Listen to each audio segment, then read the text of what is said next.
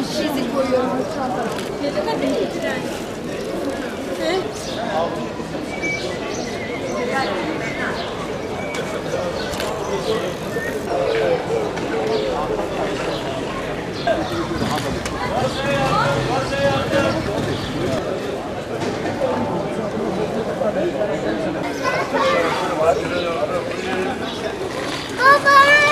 Bismillahirrahmanirrahim. Siirt Umut Kervani olarak bugün Göre Caddesi'nde kurban standını açtık. Kurban standı açmamızın sebebi özellikle halkımıza bilgilendirmek için buraya açıyoruz. Biliyorsunuz Siirt Umut Kervani olarak şu anda 3 kıta 28 ülkede kurban kesiyoruz. Siirt olarak da biliyorsunuz hem merkez ve ilçelerde fakir ve muhtaç olan ailelerimiz var.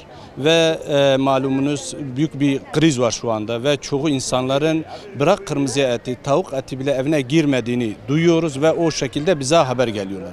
Biz onun için bütün Siirt halkımızı ve bütün kardeşlerimizi bize bu konuda yardım etmeyi, destek çıkmayı, kurbanı bağış etmeyi talep ediyoruz. Bu kardeşlerimizde hiç olmasa bu kurban bayramında onların yüzünü güldürelim. Biraz o kurbanın neşesini onlara evine de götürelim.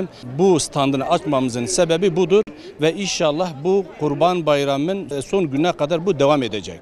Ve bütün kardeşlerimizi buradaki standa da ziyaret etmeye davet ediyoruz. Biliyorsunuz zaten Gazze tam 7-8 ay oldu. Büyük bir katliam, büyük bir soykırım var. Ve oradaki Müslüman kardeşlerimiz gerçekten açlıktan vefat ediyorlar, şehit oluyorlar ve özellikle o çocuklar.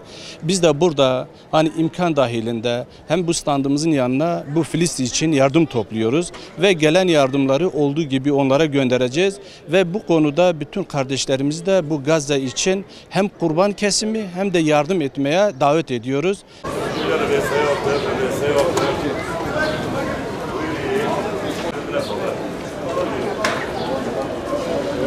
Yapacağız. Haydi